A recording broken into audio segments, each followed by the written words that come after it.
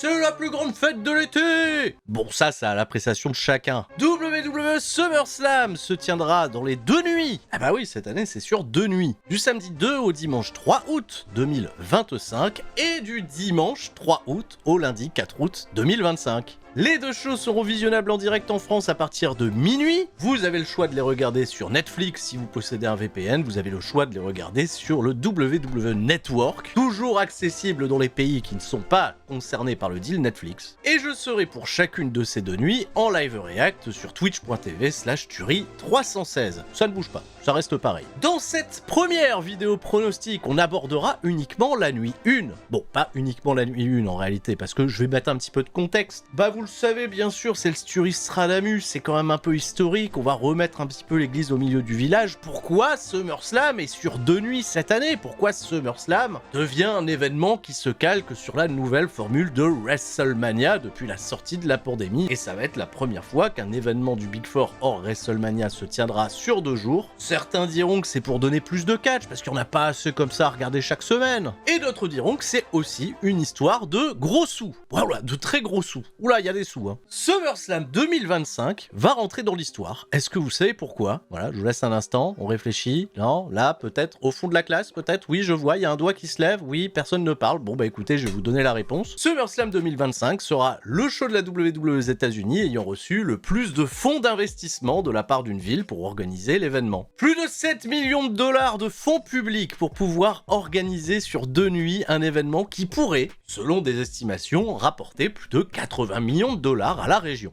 Ah oui, parce que vous allez à l'hôtel, vous consommez sur place, ça fait une bonne publicité, et ouais, bah ça devient un petit peu les Jeux Olympiques à chaque fois, les événements de WWE. Alors ça, c'est clairement à emprunter désormais à la grosse stratégie de TKO. C'est aussi une des raisons qui a poussé WWE à refaire son prochain WrestleMania du côté de Las Vegas, et pas dans la ville de la Nouvelle-Orléans. Bah oui, bon, on va au plus offrant. Et s'il n'y avait pas assez d'argent, bah il y en aura peut-être encore un peu plus, parce que ce SummerSlam pourrait être l'opération la plus rentable économiquement de WWE hors WrestleMania, avec un prix des tickets, ça vous a pas échappé, qui a particulièrement explosé. Je vais pas revenir sur les packs ultra VIP qui se sont arrachés à une somme de 40 000 $ pour assister aux 2 shows. C'est le marché de l'offre et de la demande, et pour l'instant WWE s'en frotte les mains, et nous des fois on râle parce que les thèmes d'entrée sont pas top et on veut pas acheter des licences. Allez, c'est bon là, c'est le mode bac à sable, pourquoi on a besoin de changer certains thèmes d'entrée, pourquoi Def Rebel c'est pas bien? Tout ça c'est un autre débat, on en reparlera probablement sur Twitch. Bah oui, pourquoi pas. Oh, comme on a parlé justement, et c'est sorti sur la chaîne secondaire La Corde à Linge, de la sortie cette semaine de WWE Unreal sur Netflix, cette série documentaire de 5 épisodes qui suit WWE dans sa dernière route de WrestleMania et ses coulisses. On vous a montré des images que vous n'auriez peut-être jamais dû voir. Je vous ai un peu donné comme ça mon ressenti sur les 3 premiers épisodes, et je vous annonce aussi qu'on se retrouvera ce vendredi soir dans le thème de SummerSlam pour commenter ce top 25 des 25 plus grands combats de l'histoire de SummerSlam selon la WWE. Êtes-vous d'accord avec ce classement? N'êtes-vous pas d'accord avec ce classement? On en reparlera et je vous livrerai également mes prédictions pour le top 10 du PWI 500 qui sortira en septembre. Voilà, les périodes d'évaluation sont terminées, je vais essayer de vous donner un top 10 en respectant les critères. Ça sera aussi à débattre, et c'est pour ça qu'on passe toujours des bons moments sur Twitch. Voilà, et je rediffuse ça encore une fois sur La Corde à Linge, vous le savez. Allez, on est parti. La nuit 1. Et demain, je sortirai la nuit 2. Bah oui, comme ça, au moins, on fera pas de jaloux. 6 combats au programme et on aurait peut-être pu pousser à 7. C'est vrai qu'il y a des absents sur cette carte de SummerSlam. Aleister Black et Damien Priest verront leur programme se clôturer à SmackDown et non pas à SummerSlam. Ils auraient pu mériter leur place. Pareil, du côté de Monday Night Raw, pas de Sheamus contre Rusev pour terminer une bonne fois les hostilités entre les deux, peut-être programmées après SummerSlam. 2 cartes de 6 matchs qui devraient donc être assez digestes au final. Et du gros star power d'entrée, puisque j'ai décidé de parler en premier lieu de ce combat qui impliquera le chef tribal Roman Reigns et Jey Uso en équipe contre Bron Breakker et Bronson Reed. Roman Reigns, c'est la grosse attraction de WWE, bien évidemment, avec son statut de part-timer. Dès lors qu'il fait un retour, ça fait la sensation. On aimerait bien qu'il vienne travailler plus souvent, mais allez, tout ce qui est rare est précieux. Et WWE l'a bien compris, puisque le retour de Roman Reigns a rempli les salles dans le show rouge. Un combat par équipe qui devrait le protéger également dans son statut et aussi aussi le protéger à d'autres endroits, puisqu'on le sait déjà, après SummerSlam, il y a des grandes chances que Roman Reigns s'absente à nouveau pour des raisons de tournage au cinéma. Ah oui, c'était un petit peu le projet. Pas beaucoup d'espoir de le voir apparaître du côté de Paris pour ce fameux show Clash in Paris. Bah oui, qui arrive très vite, hein, et c'est le dernier Premium Live Event avant Clash in Paris. Et regarde, l'histoire elle est jolie, puisqu'il fait association avec le cousin de Jey Uso, la Bloodline à l'ancienne qui se reforme. Malgré un Paul Heyman qui met un peu de dissension, la famille elle finit toujours par trahir Jey Uso, et puis, ça c'est moi qui le dis, pas Paul Heyman. Roman Reigns, il est pas venu féliciter Jey Uso après WrestleMania quand il a remporté le championnat World Heavyweight. Bah alors, pourtant il était là, Roman Reigns, puisqu'il est venu s'en prendre à Seth Rollins, à Paul Heyman à la fin du show, il se fait casser la gueule, on l'a pas revu pendant 3 mois. Alors hop, il repop pour se venger d'un Seth Rollins qui est blessé.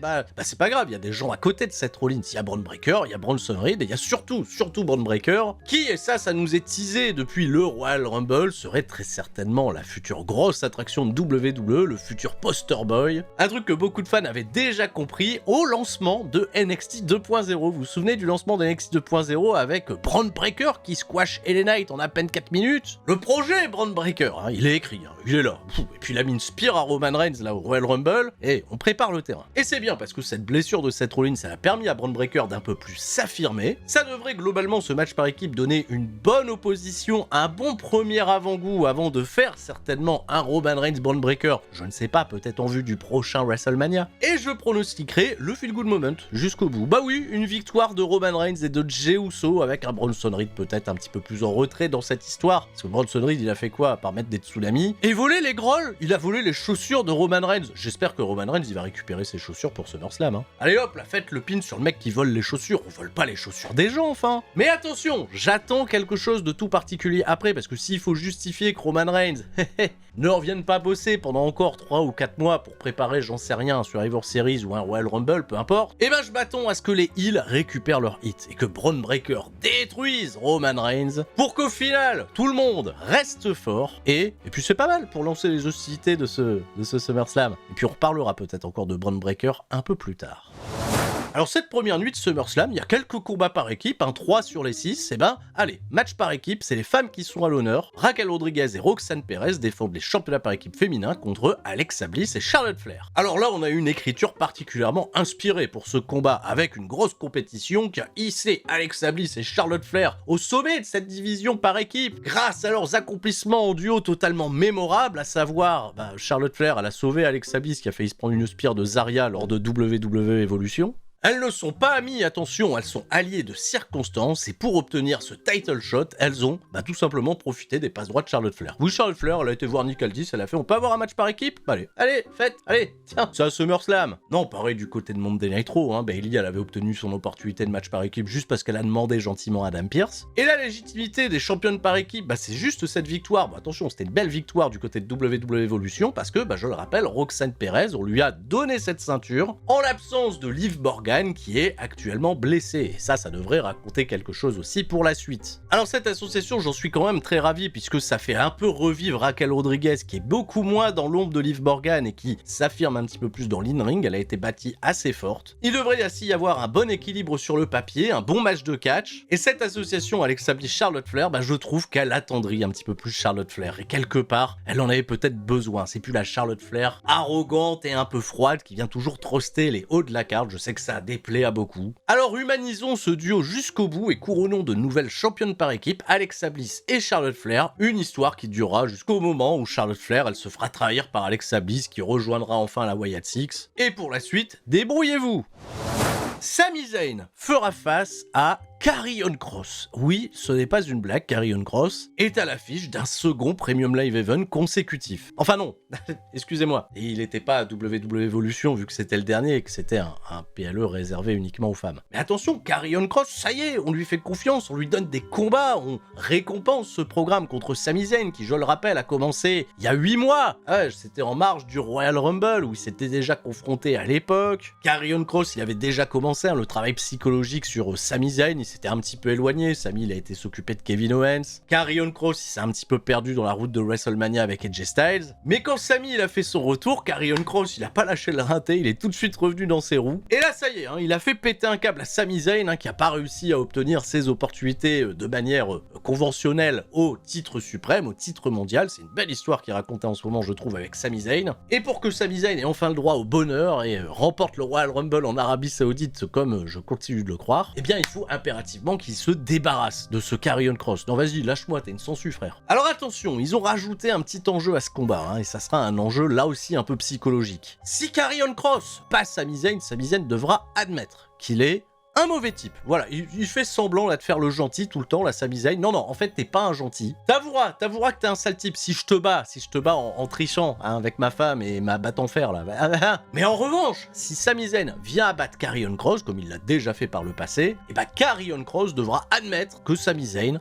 c'était un gentil depuis le début. Oh, tu t'es trompé. Et ça va être ma prédiction, ça va être mon pronostic. Bah oui, je vois Sami Zayn battre Karrion Kross, et je sais que ça fera pas plaisir, hein, tous les grands supports de Karrion Kross, avec les hashtag WeWantCross dans tous les sens. Mais je vois ça comme une défaite qui peut amener quelque chose de très très gros pour Karrion Kross s'il décide de re-signer avec la WWE, parce que c'est apparemment pas encore fait, de reconnaître ses erreurs et de partir en arc de rédemption, une rédemption qui pourrait être en effet bien écrite au vu de sa popularité. Un scénario hypothétique que je considère gagnant-gagnant sur du moyen terme.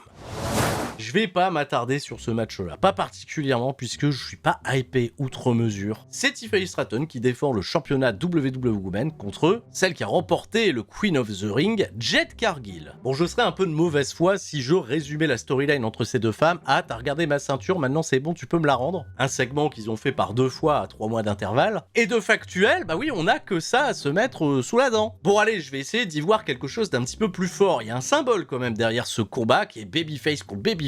On a une star particulièrement très marketable en la personne de Jade Cargill qui dès son arrivée en provenance de la Elite Wrestling était promise à de très très grandes choses à la WWE, c'est une aura incroyable. Une catcheuse cependant pas toujours des plus inspirées, elle a surtout besoin d'avoir quelqu'un en face d'elle pour pouvoir élever son niveau de jeu. Et en face on a un pur produit WWE, quelqu'un qui a grimpé les échelons, qui a gagné sa popularité par ses accomplissements, qui a surtout gagné la confiance du public alors qu'elle était portrayée comme une heel arrogante. Tiffany Stratton, à la suite de son cash-in l'an passé, a été propulsé au rang de babyface. Un long règne certes, mais assez inégal en termes de défense, mais surtout Tiffany Stratton qui, on le sait, sera un grand projet d'avenir pour WWE. Bah après je dis un projet d'avenir, elle est déjà la championne de WWE, pas mal. Sauf que voilà, bah oui, ça va s'arrêter puisque le storytelling après il est très simple à écrire, hein, puisque derrière Jade Cargill, si elle vient remporter le titre, bah il y a fatalement une Bianca Belair qui va faire son retour, qui a une histoire déjà toute écrite pour partir en chasse de son ancien ami ou toujours ami, parce que là-dessus on a toujours pas mal de doutes, on sait pas véritablement ce qui s'est passé, et à mon sens une Tiffany Stratton qui gagnerait à peut-être changer de brand, changer un petit peu d'air, changer un petit peu de personne qu'elle affronte. Éloignez-la de Nia Jax par pitié, bon, c'est bon, ça on a fait. Étant donné que je pars pas avec des grandes attentes, bah même si c'est correct, bah je serai agréablement surpris. Et il y a aussi un monde où ça peut être très très bien, et je serai le premier à m'excuser pour ma non-hype. Voilà, tout simplement. Parlons de hype. Le match attraction, le match star power, non, le match invité bien sûr. Logan Paul et Drew McIntyre, hein, les trublions des réseaux sociaux. Il y en a un plus doué que l'autre, hein, je trouve, mais bon, ça c'est à mon appréciation. Font face à la team qui a été rebaptisée Air Carol. Carol. Bon, Air Carol, c'est Randy Orton et Jelly Roll. Voilà, le chanteur Jelly Roll. Oui, bien sûr, bah oui, bah c'est un invité. Puis il a du following, puis il y a les fans de Jelly Roll qui vont s'intéresser au catch. Pour WWE, historiquement, ils ont quand même bâti leur réputation sur des combats impliquant des célébrités d'univers qui n'ont rien à voir avec celui du catch, et ça a toujours marché historiquement. Alors à la différence d'un Bad Bunny, hein, qui nous avait agréablement surpris et qui a beaucoup plus cette dimension de star internationale, Jelly Roll, ok, je vois beaucoup de gens en France dire on sait pas qui c'est, bah, pourtant il vient chanter déjà, il était là l'année dernière à SummerSlam. Et puis il y a un message aussi inspirant avec Jelly Roll, il y a une remise en forme qui est particulièrement visible, hein, quand tu regardes des images de Jelly Roll l'année dernière et cette année, bon, le mec s'est conditionné, apparemment il s'est donné les moyens, il s'est entraîné. On va pas le scruter à tous les endroits pour savoir si c'est un excellent catcheur capable de nous faire des armlocks arrière, transitionner, ciseaux de tête. Non, c'est pas ça qu'on va attendre avec Jelly Roll. Il va prendre un hot tag, il va mettre une bonne droite, il va faire le Bossman Slam. En effet, hein, s'il vient à dominer des débats contre Drew McIntyre, j'irai crier au chiquet peut-être, et puis aussi Logan Paul, hein, c'est normalement pas censé être un peintre dans l'univers de la WWE, ou en tout cas comment on le décrit. Alors il va falloir compter aussi sur Randy Orton. Quoi ? Randy Orton, il va prendre la hit pour faire le hot tag à Jelly Roll ? Et le monde s'inverse. Randy Orton ? Ouais, eh ben quand même. Bon allez, faites ce que vous voulez. Voilà, une fois que le match sera fait, on passera à autre chose. Une victoire des babyface, comme ça, voilà, tout le monde est content, on chante des chansons. Et quel que soit le résultat, ça n'affectera le momentum de personne, à part si Jelly Roll fait le tomber sur Drew McIntyre. Ouais, ce serait bien que Drew McIntyre il fasse autre chose derrière. Enfin le main event, un match avec un scénario totalement ouvert. Gunther, le ring général, défend son championnat World Heavyweight contre CM Punk. Un CM Punk en qualité de vainqueur d'un gauntlet match dans lequel il arrivait le dernier. Bon, tout le travail pouvait peut-être être fait, parce que Bron Breakker, il a quand même gagné 3 combats d'affilée avant d'affronter CM Punk, et CM Punk, bah, il a un peu galéré face à Bron Breakker. Bon allez, CM Punk, il a son opportunité, ça a été un éternel second, cette fois-ci il a cravaché pour l'avoir, à la différence de son opportunité contre John Cena à Night of Champions, qui était un petit peu mis là, comme ça, sur le tapis. Bon, puis ça a fait une belle affiche et une belle attraction, CM Punk, c'est plutôt chouette de le voir main eventer cette première nuit de SummerSlam. Est-ce que c'était dans son livre, main eventer un SummerSlam? Il l'avait déjà fait. Une rivalité qui a surtout été bâtie autour d'une guerre d'émo et une guerre d'ego, surtout. Le meilleur au monde selon le peuple contre le meilleur au monde selon les faits. Ça peut nous donner une immense rencontre entre deux catcheurs très expérimentés. Et t'as vu, SummerSlam nuit 1, j'ai fait que des feel good moments. Tout se passe bien à SummerSlam. Et bah ça va se passer encore mieux puisque CM Punk va battre Gunther. Voilà, une belle victoire. Gros accomplissement, feu d'artifice, cotillon, champomis. Ah ouais, il est straight edge, il boit pas d'alcool. Non, ça va être un bon moment. En plus, il va battre un Gunther qui est pourtant très très protégé dans son statut. Il le bat clean. Ah ouais, Gunther, ça lui apprendra d'être un petit peu trop sur ses acquis. Et la soirée se terminera en apothéose sans aucun aftermatch. T'imagines si Bron Breakker et Bronson Reed ils viennent pas casser la gueule à CM Punk pour amener le cash-in le plus spectaculaire de l'histoire avec Seth Rollins là. Les gens, ils vont peut-être être un peu surpris, hein. Ah bah attends, il y a que des bons moments, il y a que des... Quoi? Il y a que justice qui est rendue à SummerSlam? Non, c'est vrai que si on passe un trop bon moment sur cette première soirée de SummerSlam, est-ce qu'on va vouloir regarder la seconde? Bah oui, on va regarder la seconde nuit, bien sûr, mais j'en parlerai demain. Et Seth Rollins, bah j'en sais rien. Moi, je pars du principe qu'il est blessé. Voilà, il est blessé, il est out. On nous a dit qu'il était out. Voilà, je vais pas rentrer dans les théories, j'en ai parlé, j'ai dit que j'en parlerai plus, donc Seth Rollins qui vient cash in son Money in the Bank. Ah ça créerait quand même quelque chose d'un peu fou. Hein. T'imagines CM Punk, à peine il est champion, hop, Seth Rollins il débarque, a pas le droit au bonheur, hop, il repart en feud pendant 6 mois. Ouais, de toute façon, j'ai dit que je pronostiquais les matchs, et ben je pronostique les matchs. Victoire de CM Punk. Et c'en est tout pour ma nuit 1 de SummerSlam. On se retrouve demain à partir de 18h là aussi pour faire les prédictions de cette nuit 2. Des prédictions, des pronostics que vous pouvez faire dans la rubrique prono de Univers Catch. Rejoignez la team Sturi, rejoignez la team Cessal Catch et croyez en mes prédictions puisque je suis actuellement 2e de ce classement. Oui, 2e au classement général cette saison, j'ai oublié de m'en vanter. Bah voilà, c'est parce qu'il fallait me faire confiance. Oui, j'aurais pu être premier. Bah, peut-être que je serai premier à l'issue de ce week-end. Peut-être que je vais dégringoler, que je vais revenir à la 45e place ou la 378e. Sur ce, c'est tout pour moi. Restez forts, c'était Sturi. Ciao, bye bye.